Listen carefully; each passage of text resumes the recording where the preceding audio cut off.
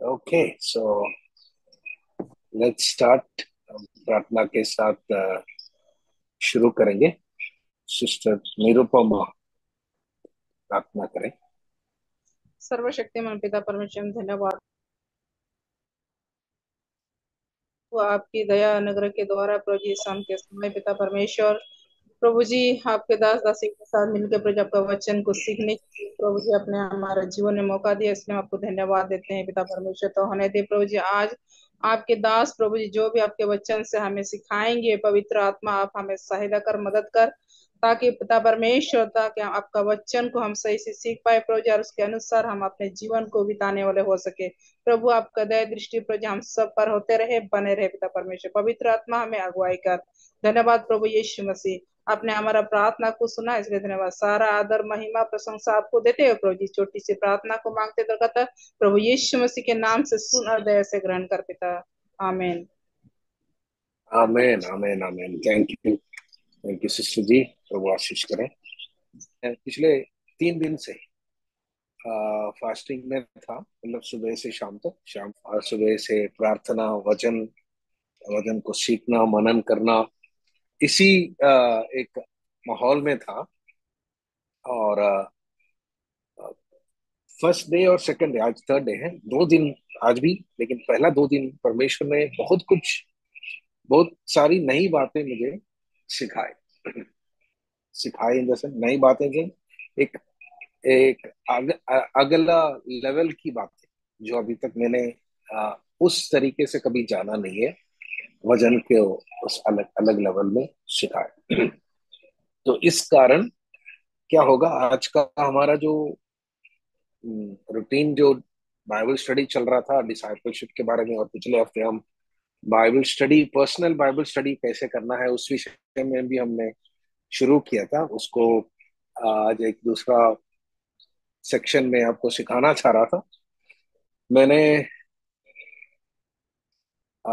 इस जो वजन 3 दिन से जो मैं सीख रहे हैं, इसके कारण मैं सोचा कि आज थोड़ा जो रूटीन वाली बात वहीं रुकें, लेकिन कुछ जरूरी बातें आपसे करना है जो कि हमारे बाइबल स्टडी से कनेक्टेड भी है, और आने वाले दिनों में वो आपके लिए आ, लाभदायक भी है। ठीक है। सो ये मुद्दा है कि एक आत्मिक युद्ध के बारे में, जो कि व्यक्ति हर एक व्यक्ति इन द सेंस, हर एक चेला, यीशु मसीह का जो चेला है, यीशु मसीह का जो बंदे हैं, जिसको करना है एक आत्मिक लड़ाई जो हमें लड़ना है। और इसके बारे में हम जानते हैं, आत्मिक लड़ाई, स्पिरिचुअल वॉरफेयर, ये शब्द तो हम कई बार सुन चुके हैं, हमें मालूम है। लेकिन किससे करना है, कैसे करना है, और क्या हथियार है, इस विषय में शायद हमें इतना जानकारी नहीं। तो सबसे पहले हम एक वचन पढ़ेंगे, रोमियो की पत्री 8 अध्याय, उसका 29 वचन। रोमियो 8 का 29। और मैं इसको पढ़ूंगा। इसमें लिखा है, क्योंकि जिन्हें उसने पहले से जान लिया है, उन्हें पहले से ठहराया भी है कि उसके पुत्र के स्वरूप में हो, ताकि वो बहुत भाइयों में पहलौठा ठहरे। तो मेरा सवाल ये है, what is the purpose of our selection?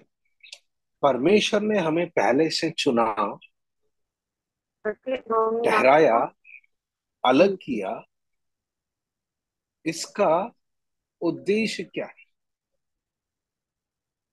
क्योंकि उद्देश्य को जाने बिना हम, मैंने डिसाइपलशिप के क्लास में बोला था कि एक परिवर्तन की यात्रा है। अगर यात्रा है तो हमें लक्ष्य भी मालूम होना। अगर लक्ष्य नहीं मालूम है, हम भटकते रहेंगे। तो पुराने नियम में हम देख सकते हैं कि इजरायली लोग, लक्ष्य तो था, फिर भी उनके अंदर एक लक्ष्य नहीं था, उनके अंदर एक इच्छा नहीं थी आगे बढ़ने की। इसलिए वो क्या हो गया, घूमते रहा, रेगिस्तान में, जंगल में भटकते रहा, घूमते रहा 40 साल, 1 2 3 4 साल नहीं है, तो पूरी जिंदगी, पूरी आयु उनके खत्म हो गई। और परमेश्वर चाहते हैं कि हमारे साथ ऐसा ना हो, इसलिए उसने पहले से एक लक्ष्य हमें दिया है, या हमें कहाँ पहुंचना है, या हमें कहाँ पहुंचाना चाहते हैं, उसके बारे में परमेश्वर ने अपने वचन के द्वारा हमें पहले से क्लियरली बताया। और ये बात शायद हम हमें अंगीकार करना पड़ेगा कि जितने लोगों को हम बुलाए गए हैं, हम में से कितने लोगों को वो लक्ष्य मालूम है, वो शायद सोचने वाली बात है, परखने वाली बात है। लेकिन आप आज ये समय निकाला है कि परमेश्वर आपको ये बताना चाहते हैं कि आपके जीवन में परमेश्वर का उद्देश्य, लक्ष्य क्या है, आपको कहाँ ले जाने के लिए उसने बुलाया है, चुना है, ठहराया। इस वजन के आधार पर अगर आपने ध्यान से पढ़ा है, तो साफ साफ लिखा है कि हमें उसके पुत्र के स्वरूप में होने के लिए यीशु मसीह ने हमें चुना है। या उस स्वरूप में हमारा रूप जो बिगड़ गया था,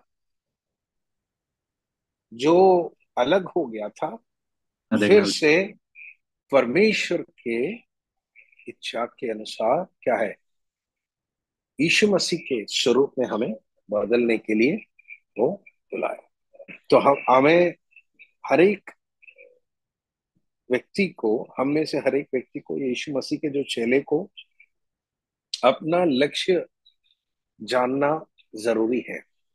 कि हमें ये बात कभी हम भूलना नहीं, कभी हमारा मन ध्यान भटकना नहीं कि नहीं, ये नहीं, मुझे और कुछ काम करना है, या मसीहत में आने से मुझे कुछ और पाना है। नहीं, बाकी सब कुछ उसके नीचे है।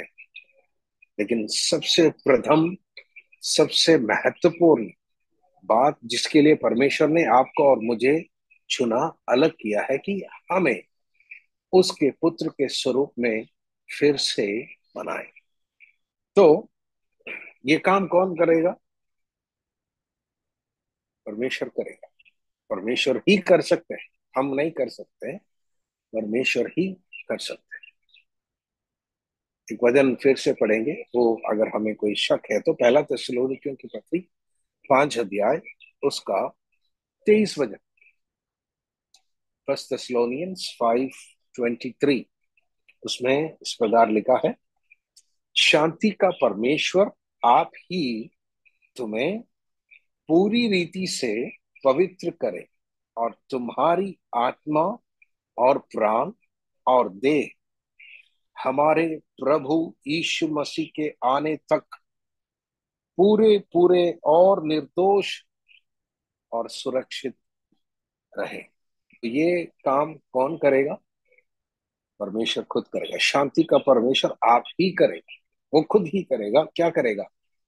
तुम्हें या हमें पूरी रीति से, पूरी रीति से का मतलब क्या है?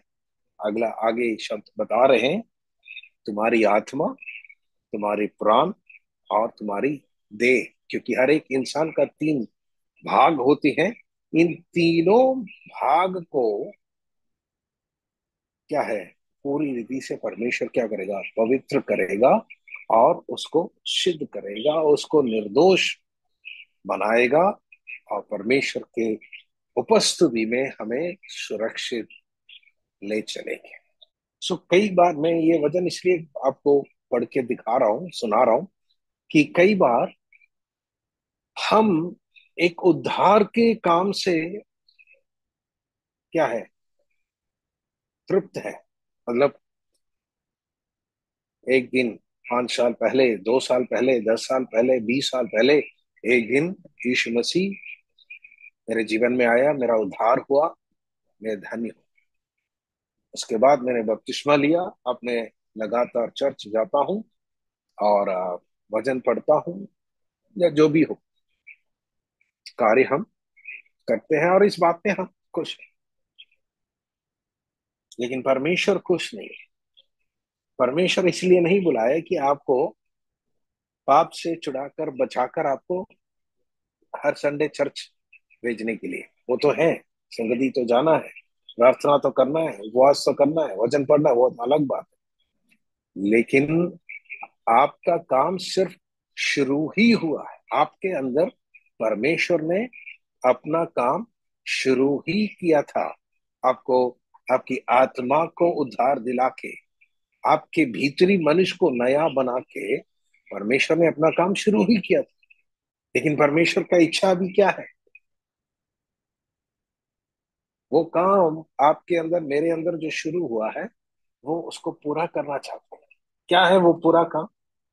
यूहन्ना रचित सुसमाचार 7 अध्याय, उसका 38 वचन, जॉन 7:38, उसमें इस प्रकार लिखा है, जो मुझ पर विश्वास करेगा, यीशु मसीह खड़े होकर बोल रहा है मंदिर के पास, पर्व के आखिरी दिन, तीसरे दिन खड़े होकर बोल रहा है, जो मुझ पर विश्वास करेगा, जैसा पवित्र शास्त्र में लिखा है, उसके हृदय में से जीवन के जल की नदियां बह निकलेगी।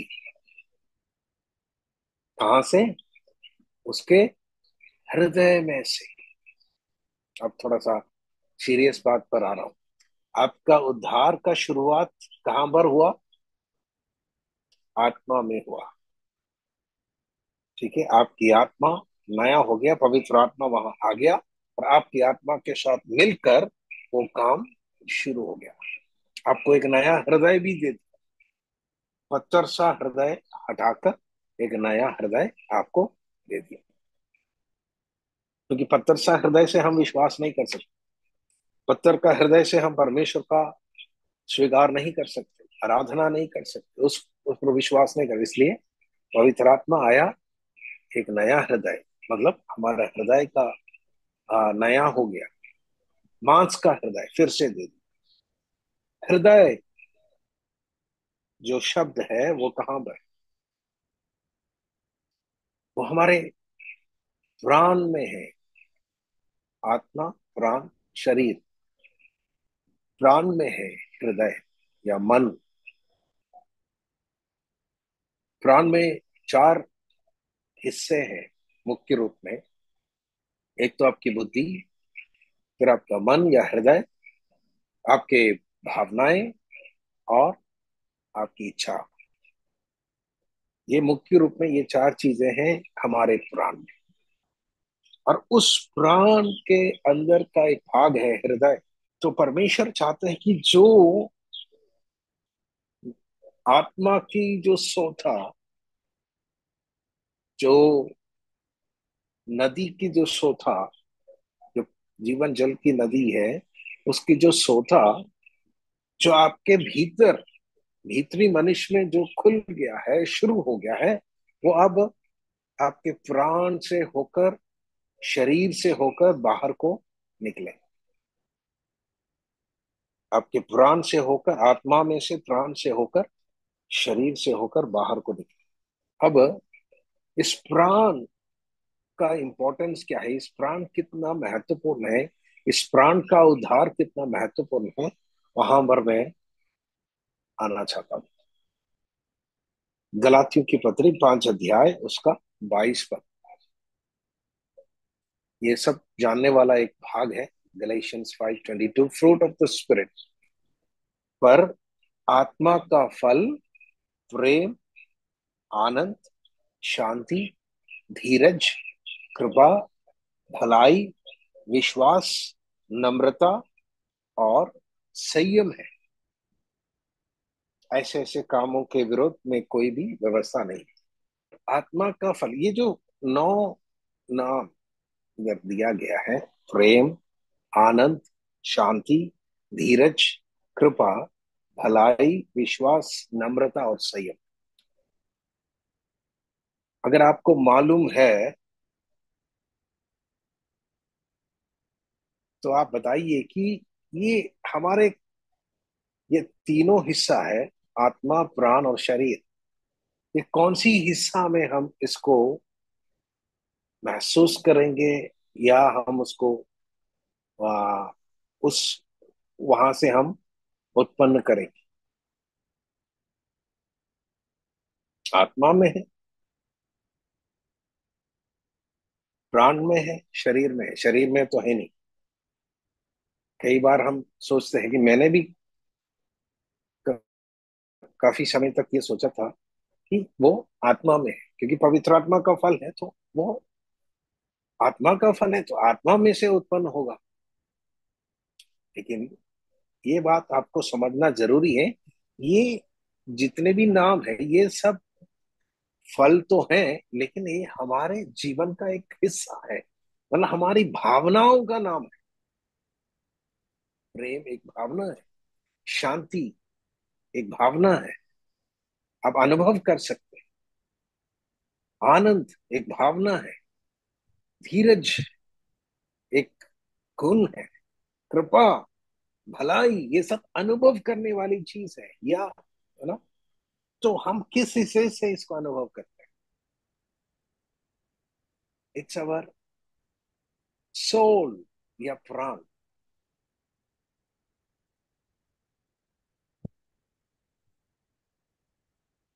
हमें हमारा प्राण के अंदर से ये फल उत्पन्न होना है। अरे ये कैसा हो सकता है? मेरा प्राण तो अभी तक उद्धार नहीं पाया। जो उद्धार पाया है, जो नया हुआ है, वो मेरी आत्मा है।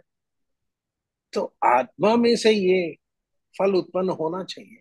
आत्मा में से ही, आत्मा के, पवित्र आत्मा के सामर्थ से ही ये फल उत्पन्न होगा।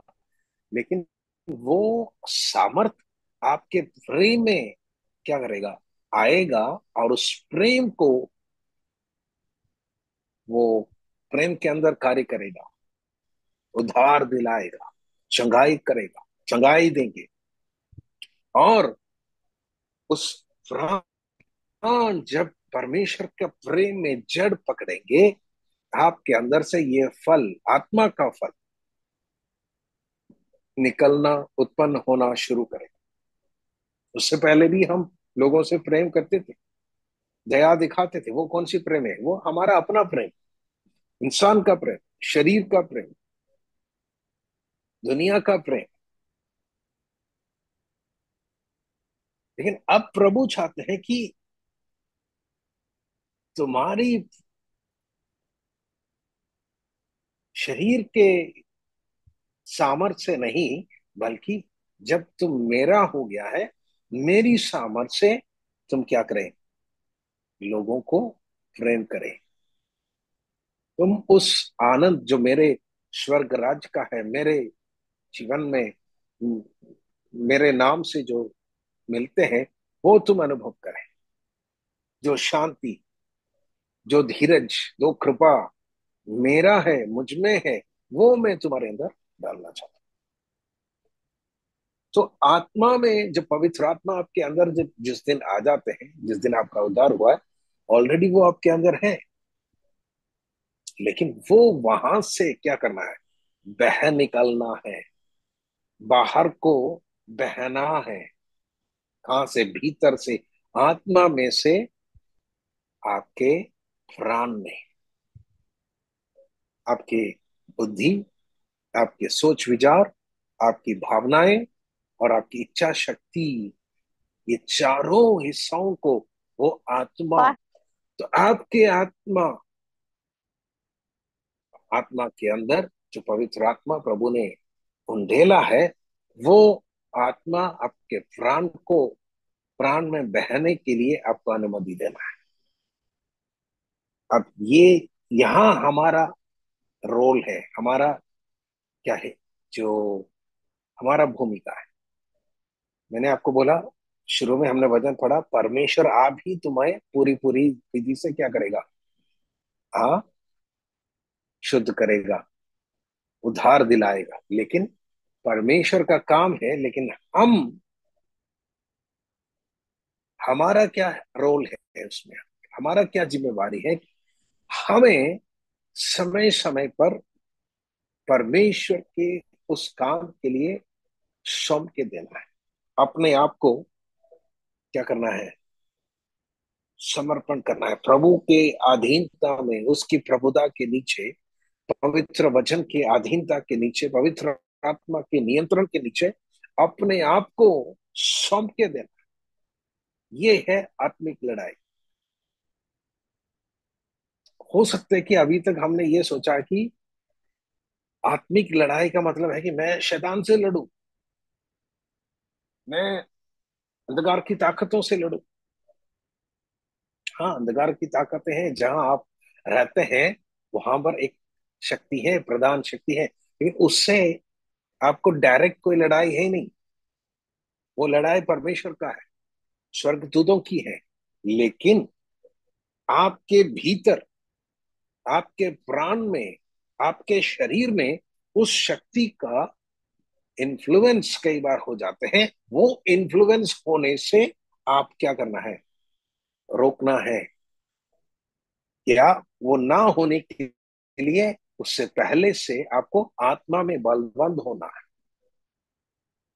आज मैंने व्हाट्सएप में ये स्टेटस डाला था, जिस क्षेत्र में आप रहते हैं, चाहे वो गाजियाबाद में हो, दिल्ली में हो, केरल में हो, कहीं भी हो, उस क्षेत्र के ऊपर एक अंधकार की ताकतें हैं। उससे आपका डायरेक्ट कोई लड़ाई नहीं है। आपको लड़ने के लिए परमेश्वर ने बुलाया नहीं है। ठीक है, कई बार कुछ लोग वो ऐसे ताकतों से लड़ने के लिए चले जाते हैं, मत लड़िए। उसके लिए परमेश्वर ने स्वर्गदूतों को नियुक्त किया है। लेकिन वो शक्ति का सामर्थ आपके भीतर, जो शरीर की अभिलाषा है, जो प्राण में, जो पहले से वास करते हैं, जो इच्छा, लालसाएं, उनको प्रेरणा देते रहते हैं परमेश्वर के खिलाफ जाने के लिए, परमेश्वर के विरुद्ध जाने के लिए, परमेश्वर की वचन को उल्लंघन करने के लिए, या उसको ना मानने के लिए। तो हमें क्या करना है? हमें वहां पर उस ताकतों से लड़ना है। हमारे प्राण के चारों तरफ, मैं आपको समझने के लिए बताऊं, हमारे प्राण, ऐसा कोई दीवार तो है नहीं, लेकिन प्राण के चारों तरफ एक गढ़ शैतान ने क्या कर दिया? खड़ा किया है। आपके उद्धार से पहले ही, आपके जन्म से लेकर, या आप जब अपने माँ के गर्भ में था उस समय से लेकर, शैतान ने उस व्यक्ति के अंदर, उसके प्राण में क्या है? एक कई गढ़ों को तैयार करते हैं, स्ट्रॉन्ग होल्ड्स तैयार करते हैं। और जैसे जैसे वो बच्चा बढ़ते जा रहे हैं, वो स्ट्रॉन्ग होल्ड्स पक्का एक गढ़, शहरपना जैसे बन जाते हैं, ताकि उसके अंदर, हाँ, पवित्र आत्मा नहीं बह सकती। इसलिए जब उद्धार पाते हैं, ये आत्मा प्राण से होकर बह नहीं निकल सकती, क्योंकि वो रोक के रखा है। इसलिए हमें उन गढ़ों को तोड़ना है। दूसरा कुरिन्थियों की पत्री 10 अध्याय 4 से, ये वचन अंकित भाई थोड़ा पढ़िए। दूसरा कुरिन्थियों 10 का 4 से। Second Corinthians 10:4 onwards. क्योंकि हमारी लड़ाई के हथियार शारीरिक नहीं, पर गढ़ों को ढा देने के लिए परमेश्वर के द्वारा सामर्थी है। गढ़ों को ढा देने के लिए? कौन सी गढ़? लाल किला? लाल किला की बात कर रहे हैं? हर एक शहर में जाओ तो गढ़ हम देख सकते हैं, शहर पनाहों को देख सकते हैं। उससे हमारा कोई लेना देना नहीं। वो आपको कुछ नहीं कर सकते। वो कितने भी बड़ा मूर्ति हो, ताकत हो, शक्ति हो, वो आपसे छू भी नहीं सकते। लेकिन जो आपके भीतर शैतान ने सदियों से, सालों से क्या किया? घड़ों को खड़ा किया। क्योंकि उनको मालूम था शायद, उसके ज्ञान में, कि कल को ये अगर इसका उद्धार हो, फिर भी उस आत्मा, पवित्र आत्मा उसी के अंदर ही सीमित रहे, वो बह ना निकले, उस घड़ों को तोड़कर क्या है, बाहर को बह निकले, ना निकले। लेकिन परमेश्वर की इच्छा उसके उल्टा है। इसलिए आज हमें ये वचन सुना रहे कि क्योंकि हम जब इस वचन सुनकर हमें ये ज्ञान मिल जाता है, हम जब तैयार हो जाते हैं नम्र करने के लिए, प्रभु के हाथ में सौंपने के लिए और बोलने के लिए कि प्रभु, यस, मेरे प्राण में जो गढ़ है, शैतान की ताकतों की, पाप की, स्वभाव की, पुरानी मनुष्य की लालसाओं की, उन गढ़ों को तोड़ डालने के लिए, उसको आपकी आज्ञाकारिता में खींच कर लाने के लिए मैं समर्पित हूँ, तैयार हूँ। आगे वो वचन जब पढ़ेंगे उसमें लिखा है, हम कल्पनाओं को और हम्म, हर एक ऊंची बात को जो परमेश्वर की पहचान के विरोध में उठती है खंडन करते कल्पनाओं हैं। को और हर एक ऊंची बात, ये सब कहाँ होते हैं? हमारे प्राण में होते हैं। ऊंची बातें, ऊंची सोच, कल्पनाएं हमारा प्राण में जो परमेश्वर के विरुद्ध उठती हैं, उसको खंडन करते हैं। कब? समय समय पर, जब जब वो उठते हैं, हमें उसको खंडन करना है।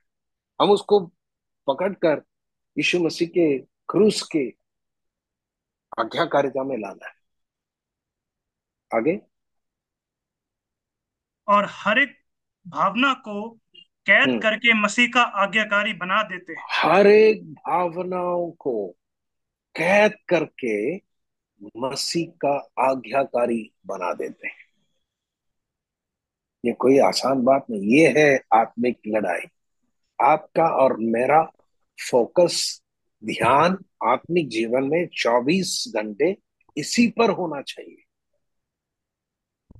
जबकि शैतान ने बहुत चालाकी से क्या कर दिया, हमारा ध्यान को इस संसार के बहुत सारे अन्य बातों पर भटका। जो आत्मिक है उनका ध्यान भी अन्य बातों पर भटका के रखा है। हमारे खिलाफ लड़ने वाला संगठनों के विरुद्ध, हमारे विरुद्ध बोलने वाले लोगों के खिलाफ,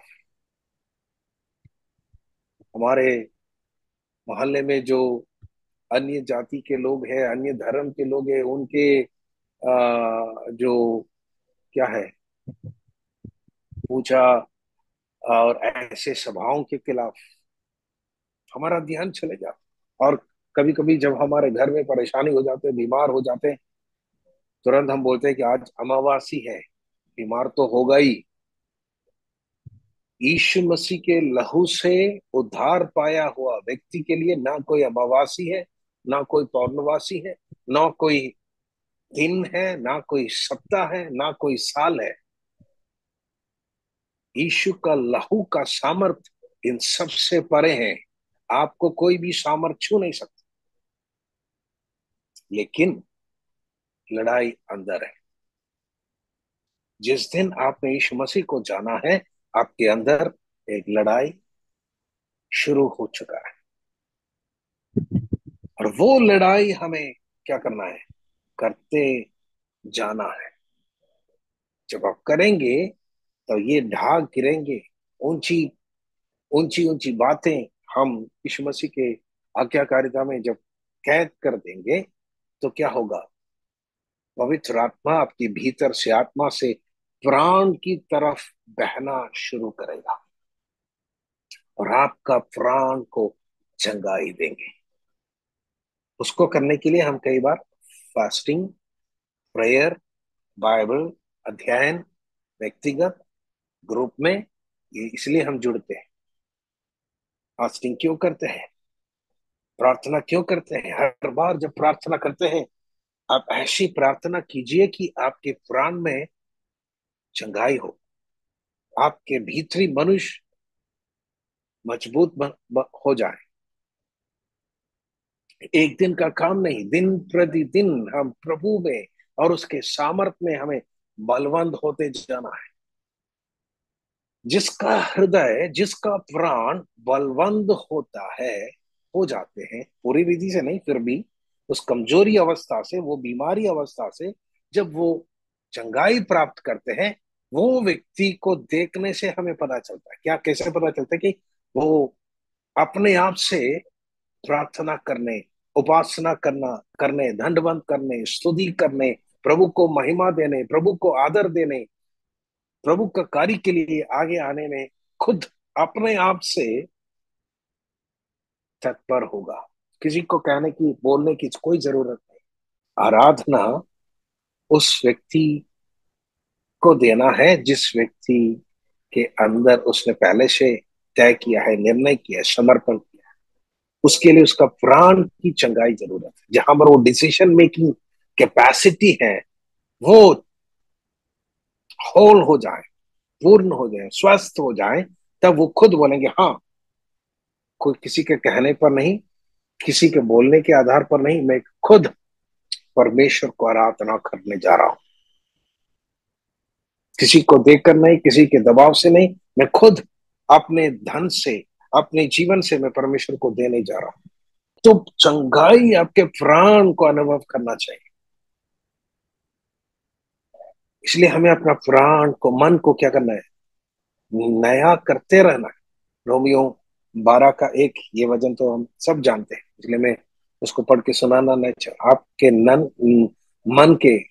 इसलिए है भाइयों, मैं तुमसे परमेश्वर की दया स्मरण दिलाकर विनती करता हूं, तुम इस संसार के सदृश न बनो, लेकिन तुम अपने मन के नए हो जाने से क्या है, नए होते जाओ। प्रभु में नए, प्रभु के सामर्थ में, उसके वजन के द्वारा नए होते जाओ, ताकि तुम्हारा प्राण की चंगाई दिन प्रतिदिन पूरे होते जाए। आमेन, हालेलुया। उसके लिए हमें इच्छुक बनना है। एक व्यक्ति का प्राण में चंगाई हुआ या हो रहा है, इस ये कैसे पता चलेगा? How do we know, how can we know that somebody's soul is being healed? किसी का प्राण में चंगाई हो रहा है या हो चुका है, उसका हृदय बलवंत हो रहा है प्रभु के सामर्थ्य में, हमें कैसे पता चलेगा? कई बातों से हमें उसका आत्मा का फल अगर उसके जीवन में ज्यादा प्रोड्यूस हो रहे, हमें पता चलेगा। दो बातों से हमें ये पक्का कर सकते हैं कि हाँ, इसका प्राण में चंगाई काफी हो चुका है। कुलुस्सियों की पत्री पहला अध्याय 9 से 12 है, आप जो लिखने वाले लिख के रखे, लेकिन हम 11 आयत पढ़ेंगे। कुलुस्सियों 1, 9 से 12, लेकिन वो पूरा पढ़ने के लिए समय नहीं है। 11 आयत पढ़िए, 11 आयत, कोलोसियंस 1:11। और उसकी महिमा की शक्ति के अनुसार सब प्रकार की सामर्थ्य से बलवंत होते जाओ, यहाँ तक कि आनंद के साथ हर प्रकार से धीरज और सहनशीलता दिखा सको। हर हर प्रकार से धीरज और सहनशीलता दिखा सके।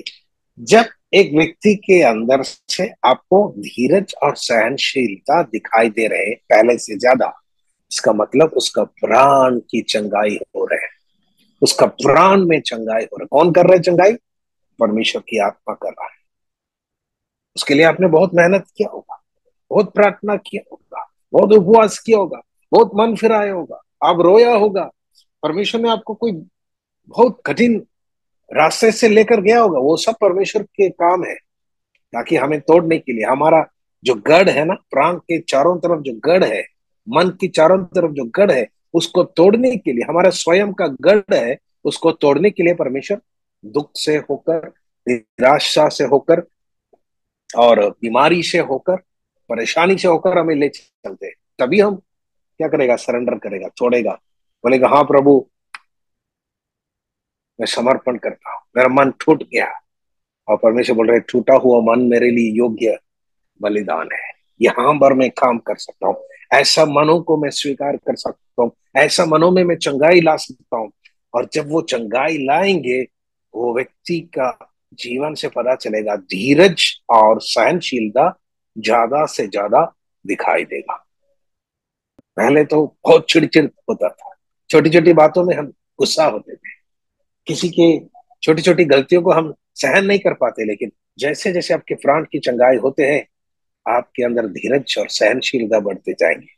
मैं ये नहीं बोल रहा कि पाप के प्रति आपके सहनशीलता बढ़ेंगे, लोगों के प्रति, दूसरे इंसानों के प्रति, आपके परिवार के लोगों के प्रति, आपके कलीसिया के लोगों के प्रति आप ज्यादा क्या है, करुणा दिखाएंगे, दया दिखाएंगे, आप धीरज और सहनशीलता दिखाएंगे यीशु मसीह के समान। हालेलुया। मैं विश्वास करता हूं कुछ तो बातें आपके सामने मैंने खोल कर दिखाया। अब इसके बाद क्या करना है, बाइबल स्टडी में अटेंड करने से नहीं होगा। मैं आपको एक एक विंडो खोल कर दिखा रहा हूं कि कौन सी एरिया में आपको फोकस करना है, कौन सी एरिया में आपका ध्यान रखना है क्रिश्चियन लाइफ में, डिसाइपल बनने में। वो है आपका प्राण की चंगाई के लिए आपको ज्यादा से ज्यादा परमेश्वर के साथ समय बिताना है, वचन के साथ, प्रार्थना में। जब भी आप प्रार्थना करते हो, प्राण से रिलेटेड प्रार्थना कर, प्रभु मेरे भीतर भीतरी मनुष्य बलवंत होते जाए, मेरा हृदय प्रभु जी हर प्रकार की चोट खाकर कमजोर हो चुका है, उसको आप चंगाई दें। हर प्रकार की नफरत से, नकारात्मक बातों से, बुराइयों से मेरे मन को आप शुद्ध करें। आपके वचन के आज्ञाकारिता के लिए मैं अपने सारी कल्पनाओं को, हमारी मेरी सारी सोच विचारों को जो आपके इच्छा के विरुद्ध उठती है, कैद करने के लिए समर्पित हूं, तैयार हूं। वो मेरी लड़ाई है। 24 घंटे, 7 दिन, 365 दिन एक साल में। And desire to drink the unadulterated milk which is the word of God. आखिरी वचन पढ़कर हम समाप्त करेंगे। पहला पत्रस 2 अध्याय पहला वचन, 1 पीटर 2:1। इसलिए सब प्रकार का बैर भाव और हम्म। छल और कपट और डाह हम्म। और बदनामी को दूर करें। नए जन्मे हुए बच्चे की नाई निर्मल नए जन्मे हुए बच्चे के नाई निर्मल आत्मिक दूध की लालसा करो, निर्मल आत्मिक दूध की लालसा करो, ताकि उसके द्वारा ताकि उद्धार उसके द्वारा उद्धार पाने के लिए बढ़ते जाओ। उद्धार पाने के लिए। अरे, उद्धार पाए हुए लोगों से पतरस बात कर रहा है। अब क्या उद्धार पाने की बात है? यही मैंने बोला, आपके प्राण का उद्धार जो अंडर प्रोसेस है, जो अभी चल रहा है। वो कब तक चलेगा? वो अंत तक चलेगा। जब तक आप सिद्ध नहीं होंगे वो चलता रहेगा, यीशु मसीह के आगमन तक या आपकी मृत्यु तक ये चलता रहेगा। लेकिन वो, अगर वो होना है तो आपको वचन का निर्मल आत्मिक दूध पीने की लालसा करना है। कब? हर समय, एक छोटा नया बच्चे के समान। तभी क्या होगा? सारी बुराई, हर एक छल और कपट, डाह, बदनामी आपके प्राण से चले जाएंगे, वो नष्ट हो जाएंगे, वो कैंसल हो जाएंगे। उसमें उसको कैंसल करने का ताकत इस वचन में है। वो निर्मल आत्मिक दूध में है, इसलिए उसको पिए। बाइबल स्टडी में ज्वाइन आप कर रहे हैं, बहुत अच्छी बात है। लेकिन मैं आपको पिछले हफ्ते जैसे बोला, व्यक्तिगत बाइबल अध्ययन शुरू कीजिए। कुछ समझ नहीं आ रहे तो भी कोई बात नहीं, बाइबल खोलकर कुछ समय अलग कर कर प्रभु के उपस्थिति में बैठे और बोले, प्रभु मुझे सिखा, मुझे ये दूध चाहिए। एक बच्चे के समान अपने आप को नम्र करें। मेरे प्रिय भाई बहनों, सारी बातें जो मैंने पिछले 3 दिन में सीखा, उसका 10% शायद मैंने आपको शेयर किया। वो सारी बातें हैं, लेकिन मैंने सोचा कि लगातार 10-11 हफ्ते से मेरे साथ जुड़ने वाला इस झुंड के साथ मुझे ये सच्चाई बताना है कि इनके अंदर एक इच्छा, एक भूख, एक प्यास उत्पन्न हो जाए कि ये अपना ध्यान जो भटके हुए हैं वो सही जगह पर रखे, उस लक्ष्य पर, लक्ष्य को देखें। मसीह के समान बनने का है आपका लक्ष्य, और आपका कार्य का है, जिम्मेवारी क्या है? आपके प्राण में एक युद्ध चलता है, उसमें आपको विश्वास योग्यता से लड़ना है, ताकि वो गढ़ों को हमें ढा देना है, ताकि आत्मा बाहर बह निकले और आपके अंदर से प्रभु का आत्मा बह निकले, आपके चारों तरफ प्रभु का राज्य बह निकले। इसके लिए हमें बुलाया है। प्रभु हमें सहायता करें। पवित्र आत्मा के द्वारा आपके अंदर परमेश्वर ने उसके प्रेम को उंडेला है, लेकिन आपका प्रेम आपकी हर भावनाओं को, हर जो प्राण के भावनाओं को हील करना चाहिए, वो प्रेम। और परमेश्वर का प्रेम जब उसको भरेंगे, फिर आप उसी प्रेम से दूसरों को प्रेम कर पाएंगे। वचन के नए नए रहस्य को परमेश्वर आने वाले दिनों में आपके सामने खोल कर देने पाए। आज मैं यहाँ समाप्त करना चाहता हूँ। आइए हम प्रार्थना करें। स्वर्ग के पिता, धन्यवाद करते हैं, आपने हमें चुना, अलग किया एक विशेष उद्देश्य के साथ, इसलिए हम धन्यवाद करते हैं प्रभु। ऐसा नहीं कि आपने हमें बुलाया और हमें मालूम नहीं कि हम कहाँ जा रहे हैं, लेकिन हमें क्लियरली आपने पहले से बताया कि आप क्या काम हमारे अंदर करने जा रहे हैं और हमें कहाँ ले जा रहे हैं।